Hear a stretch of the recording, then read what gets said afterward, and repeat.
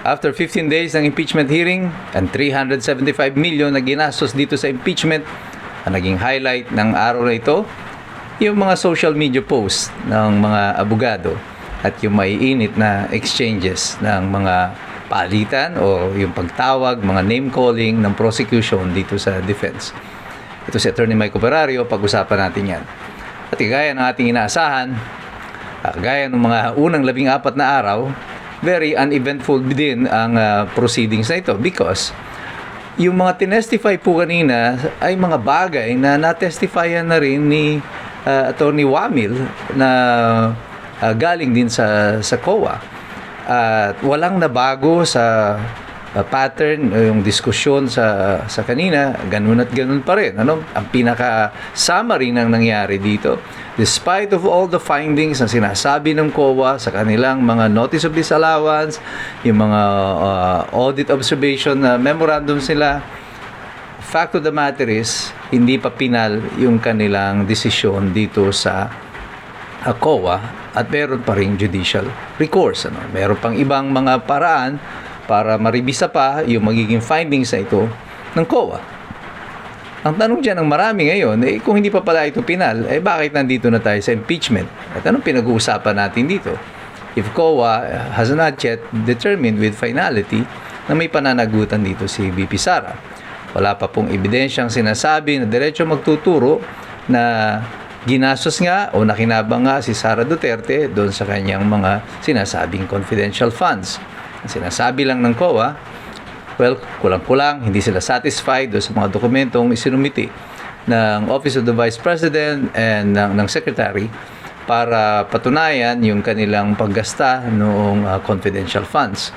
But that doesn't necessarily mean that they are not satisfied that the other party o yung respondent ay nagsisinungaling doon sa kanilang mga submission.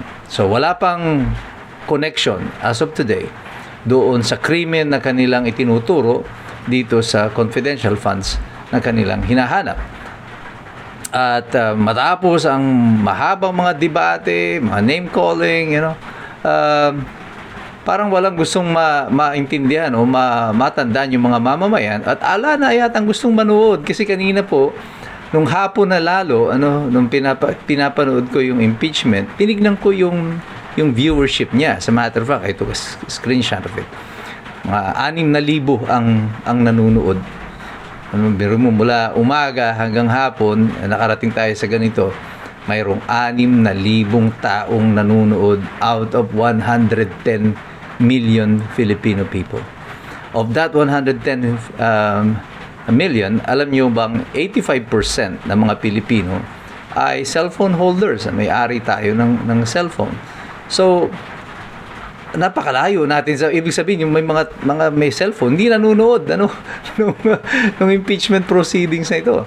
And kagaya na sinabi ko kahapon, the more the people are being disinterested, or they're no longer interested dito sa impeachment proceedings na ito, the more it turns against the prosecution.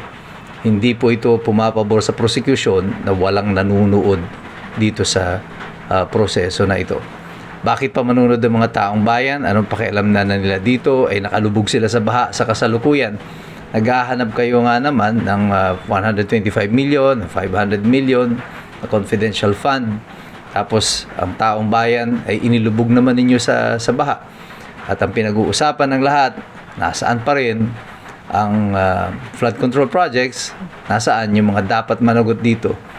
At bakit tayo dililigaw dito sa mga proseso na ito ng impeachment. Hindi ito bukin yung totoong usapan tungkol dito sa flood control.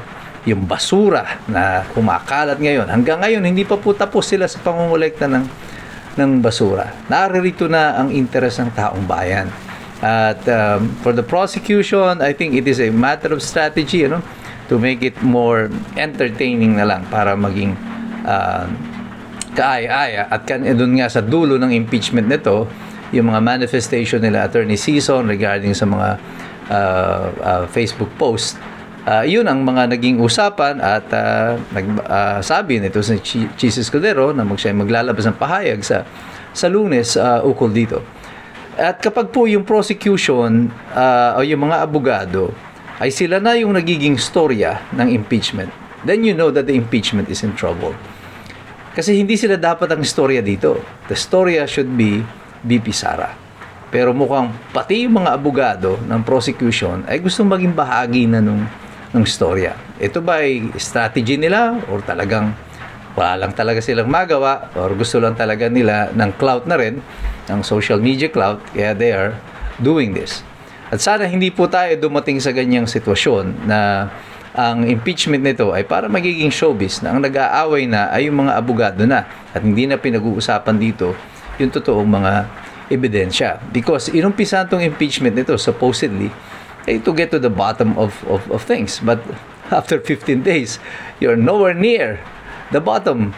Ang layo-layo niyo pa. Hanggang ngayon, palutang-lutang pa rin sa ilang ang ebidensya ng prosecution. Hindi pa rin tayo makarating doon sa gusto nila na puntahan.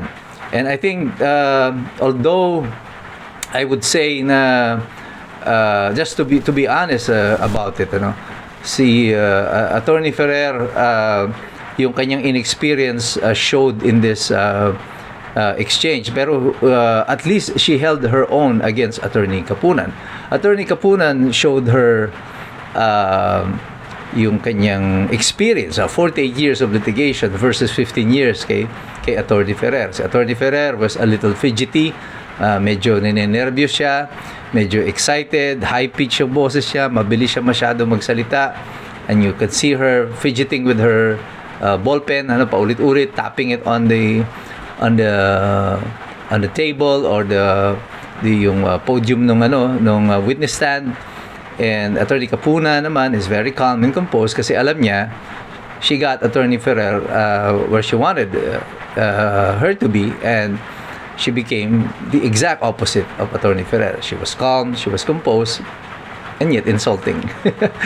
Iniinsulto niya ng pasimple si Attorney Ferrer, at dito pumasok na yung mga manifestation ng depensa ukol dito sa mga name calling, which I think really has no place. But I've been a young lawyer also once, nakaharap ko din na may mga veterano ng mga abogado. Minsan talaga may mga veterano ng mga abogado, hindi nila maiwasan na wanted to play teacher dun sa mga young lawyers. Pero bahagi yun ng trabaho na ito. You just have to be more relaxed and more composed pagdating sa mga ganitong mga sitwasyon. But in general, I think the hearing ended the way it began. Still with nothing. Yung pa rin, paulit-ulit tayo sa diskusyon, ang pare-pareho mga ebidensya, pero ang bottom line, iyon din lang. Hindi pa pinalang desisyon na ito ng COA. Lahat ng mga sinasabi nila na ito, dahil hindi pa ito final, hindi pa rin po ito po pwedeng sabihin na meron na ng krimen na ginawa ang Vice Presidente. Pero wala tayong magawa, pagtsatsagaan pa rin natin, panuorin ito hanggang sa susunod na linggo. Patuloy tayong makikilahok, patuloy tayong magmamasid, patuloy tayong mag-aaral, kasi alam nating lahat, mahirap makialam ng taong walang alam. God bless you, God bless us all. Mabuhay ang Republika ng Pilipinas. We are the resistance.